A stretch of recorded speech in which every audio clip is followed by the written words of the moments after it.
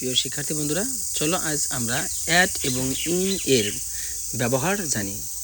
At এবং in এর পার্থক্য। অ্যাট শব্দের অর্থ তে, এটি ছোট স্থান অথবা ছোট সময়ের আগে বসে। ইন মধ্যে, সাধারণত এটা সাল, বছর অথবা কোনো বড় স্থানের আগে বসে, তবে এর ব্যবহার কিছুটা ভিন্নতা দেখা যায়। যেমন অ্যাট এর ব্যবহার দেখি আমরা at the door. At the door অর্থাৎ দরজায়। In the park, at the park, পার্কে। At the corner, at the corner শব্দ অর্থ কোনো একটা কোণে। অ্যাট স্কুল, স্কুলে। অ্যাট দ্য শপ, দোকানে।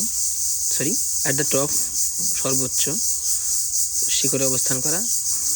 অ্যাট দ্য এন্ড, শেষে বা ফিনিশিং। অ্যাট হোম, বাড়িতে। অ্যাট নুন, বিকেলে। এবার আমরা জানি ইন। ইন সাধারণত সাল, তারিখ, দিনের কোনো একটা সময় অথবা বড় স্থান এর আগে বসে। তবে ইন এর কিছু নিয়ম স্পেসিফিকভাবে বলা যায়। In the room, in summer, in the car, in London, in the middle, in the water, in bag, in zone ইত্যাদি। প্রিয় শিক্ষার্থী বন্ধুরা, আমরা এক পলকে সবগুলো একটু দেখার চেষ্টা করি।